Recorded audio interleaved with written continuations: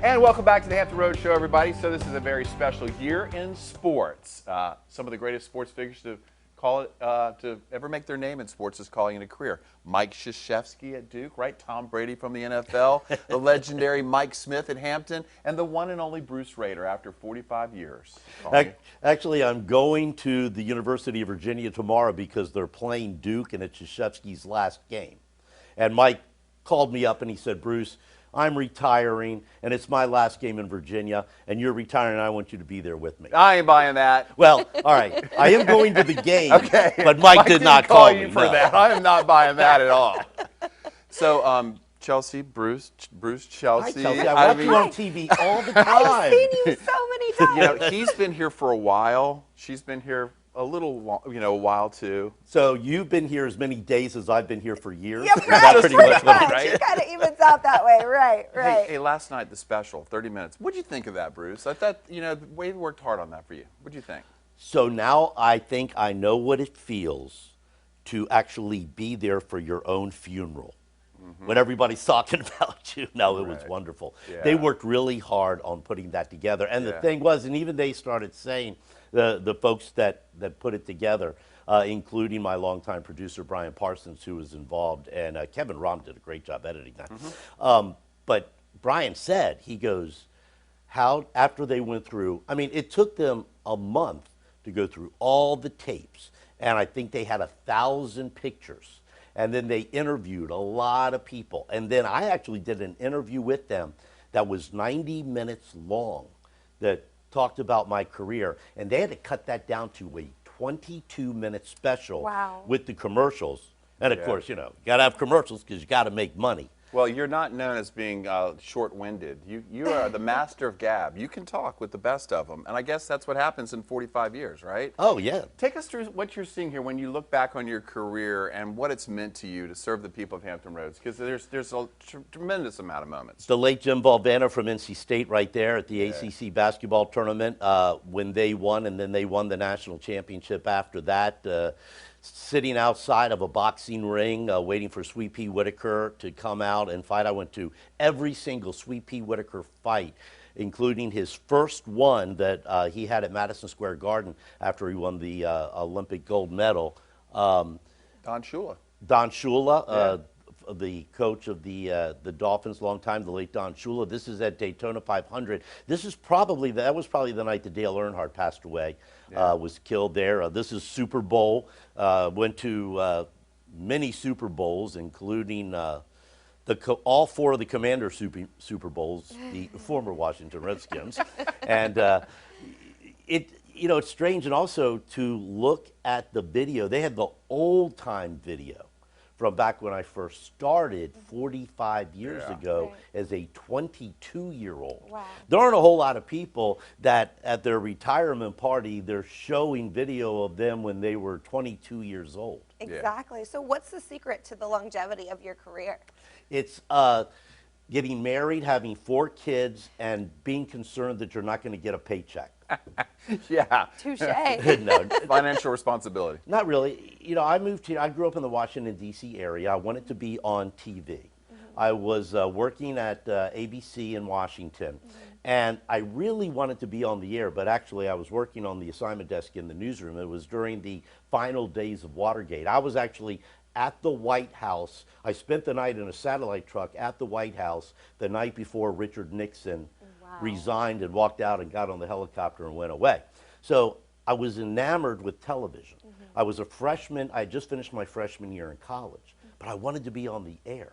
And I didn't want to wait for 4 years. I didn't want to go to college for 4 years and just wait and see if maybe someday I could do it. So a job opened here in Hampton Roads, and I came down. I'd never been here before, and I did an interview, and they liked me. And so I went home. They called me up. They said, here's what we'll do. We'll give you $150 a week, and we'll if you will move down here. And I said, okay. And so I called them back. I said, I'll take it, $150 a week, but you got to pay for my moving. And they said, we'll pay for a U-Haul. They still do that, actually, when they hire people here. No, I'm just kidding. Hey, but real quickly, we're almost out of time for this time. We're going to keep it for a while. But I know one of the things you're most proud of is giving back to the Hampton Roads area. Your Bruce Rader Charities, the golf tournament, St. Jude's with Jerry Lewis. Tell us about that, why that's meant so much to you.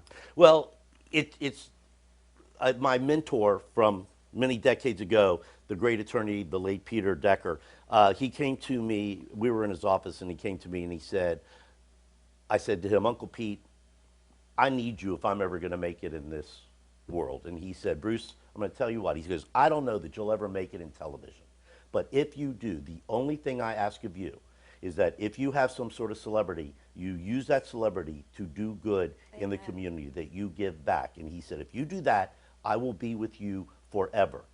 And I did, and he was until he passed away. And what does that mean to you today, as you're looking back on 45 years? Well, the great thing about it is that now I'm involved in the Priority Automotive charity, and we've raised almost $1 million in 1 year alone. And to give that out to the various children's charities in Hampton Roads, it's very important to me. Yeah. You know what? We're not done, but we're out of time right now. We're going to continue on with Bruce in the next couple of minutes, so stick around for that. After the break, we'll talk more about Bruce. We'll go back in time and some great stories on the other side of the break. Look, a pink shirt, Bruce. That's nice. Thank you. I can do the fashion segment.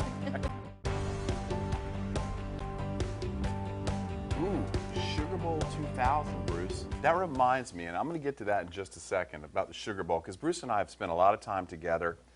I came to WAVY in 1986 as an intern at the old building. Yep. Tell people about that, because it was an old meatpacking building. Sports department on the first floor. Studio was on second or third? What was It was the old Portsmouth meatpacking plant. And we used to, back in those days, they hadn't invented videotape yet, so we had film. Right. And we used to keep the film in the cooler of the old meat packing plant to keep it cool. And Chris Reckling was big. I'll tell you what, this kid in high school, he was one of the best high school football players in the history of Hampton Roads. Went to Virginia Tech, hit a home run in his very first college at-bat. He was on the football team at Virginia Tech. And let me tell you, this guy. Enough about me, Bruce. Listen, so we have a lot of history together. Just real quickly, when Bruce started in the business, it was film. Then it went to this big, giant thing. This was in a deck that was attached to a camera, and now it's this. I mean, you've outdated all of it. You saw the very beginning of TV for the most part, not in black and white, but I go back to that even, but I actually carried a camera when I first started. I was doing the weekend sports before I did the Monday through Friday sports, and I would carry a film camera. They hadn't even invented videotape yet, or they had invented it, but we didn't have it. So it's obviously the technology is crazy. I started out typing my scripts when I first started working at WAVY on a typewriter, not even an electric typewriter, a manual typewriter. Listen, you're getting ready to retire. Thursday's your last show, and something tells me you're going to have a lot of time to spend at home, which is really nice to know that you're going to be able to spend some time with your dear wife, Virginia, Alex and Reed, Bryce and Haley. That's what it's all about, Bruce. Are you excited for a little extra time? And what are you going to... How are you spend your days? So I have 16-year-old twin boys who are right there. This was obviously before they were 16. And I have 3-year-old twins, a boy and a girl. So yes, my hands will be full at home. But, you know, I missed a lot of things, especially with Reed and Alex as they were growing up. You know, you miss those school concerts. You miss a lot of sporting events because you work nights. But, Chris, everybody at this television station works. This is a 24-hour-a-day, 7-day-a-week business that we have in TV. 7-Eleven closes on Christmas Day. We don't close. Yeah, so true. Everybody that works here works nights or mornings, and it's just what we do. You know, we don't live in a 9-to-5, 5-day-a-week society anymore. We got to keep going. I look good on TV because of all of the thousands of people that are in that room over there that are standing behind these cameras. They're the ones that work harder. They don't get the recognition that we get by being on TV. And I am just so thankful for all of them. We're going to get to that in just a second. Real quickly, a couple of comments for people. People are wishing you well. We're going to buzz right now. There it is. I'm sorry, I thought we were buzzing the whole time. Here we go. So we asked you guys some advice for Bruce and any questions, and Mary says no question, but just wanted to say Bruce is a true icon, not only at WAVY, but in the community. His work with countless charities like CHKD helped change the lives of millions of people across the country. Although WAVY is losing an amazing talent, a true icon and Southern gentleman, raise a glass to the next generation and adventure. Cheers to her friend. Mary Mail said that to you. Oh, that is very, very nice.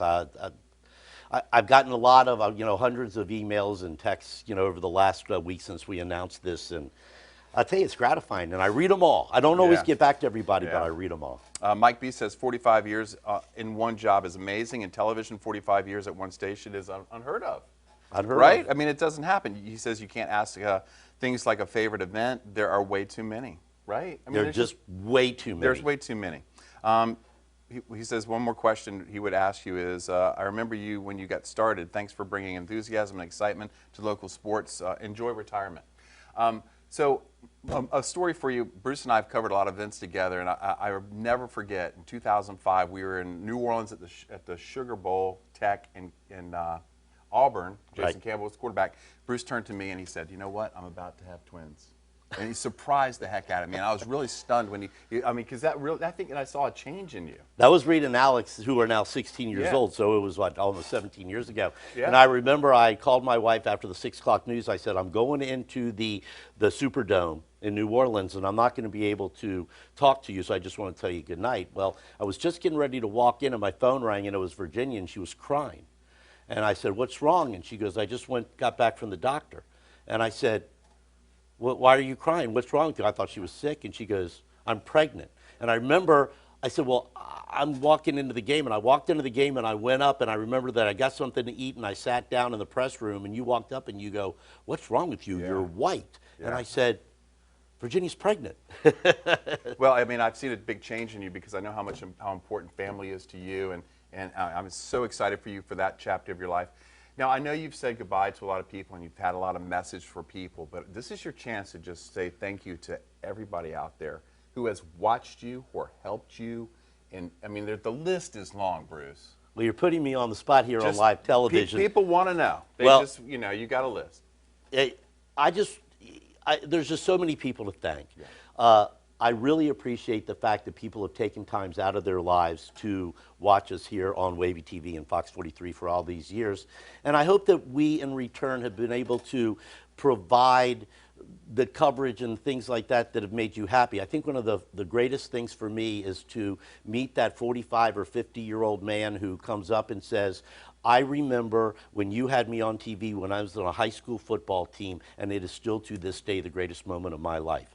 Now, at 6 o'clock on Thursday night during the 6 o'clock news, I am going to say my final goodbye. I hope you can see that. Thanks, buddy. Awesome stuff. Bruce Rader, everybody. Thank you for sticking around. We'll be right back.